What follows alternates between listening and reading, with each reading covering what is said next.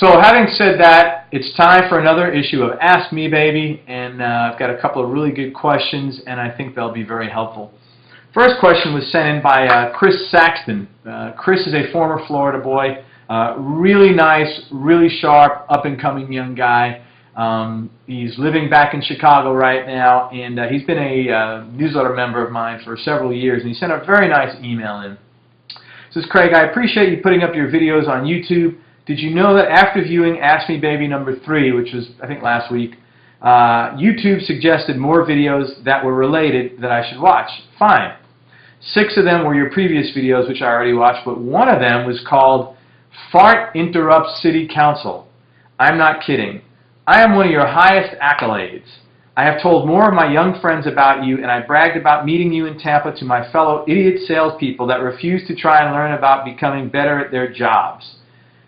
Which, let me interrupt for a second here. This is why you don't want to convince anybody to do anything. When you charge people things, and you don't want to give away free stuff, when you charge people money, 80% of the time they don't implement. But when you give stuff away for free, that's a waste. They'll never do anything. Okay. Trying to get better at their jobs. I just thought it was funny, back to the YouTube video, because I hold you in such high regard that YouTube put you on the same level as a fart joke. Just so you know, Chris, I love a good fart joke as much as the next guy, so I think it's totally appropriate. If you aren't laughing at this, and maybe I just watched the Comedy Central roast of Larry the Cable Guy one too many times. No, I was laughing when I got it, and I really appreciate your note, and appreciate you, and this is quite funny. Anyway, this is part testimonial, part question. First of all, I've been an avid reader of your newsletter for almost two years now. I love your ongoing description of the Johnson box. You know what? Only one other person has mentioned that to me ever.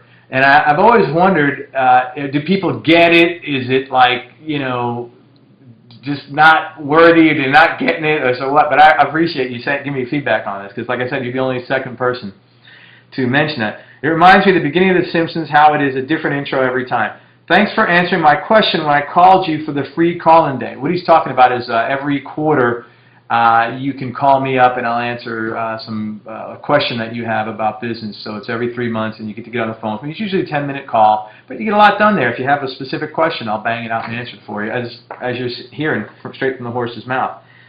Thanks for answering my question. I called you being a job seeker who hopes to be very valuable someday. You really made my day.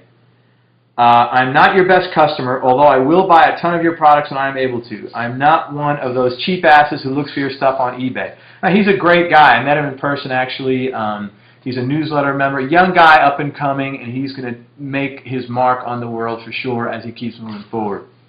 You spoke to me on the phone like I was an old friend of yours. That meant a lot to me, and I always take your advice seriously. Well, thanks. I feel like you kind of are an old friend of mine, and I appreciate your support and your business. So it's my job to give you back as best I can.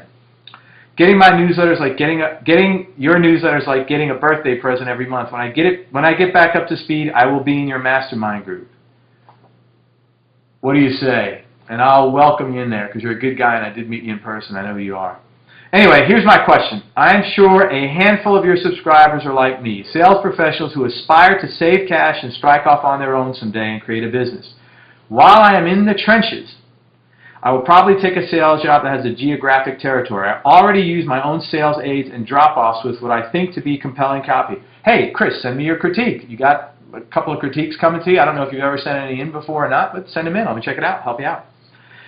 If you could mentally go back to the days of yore, okay, I should have that, you know, harp music right now.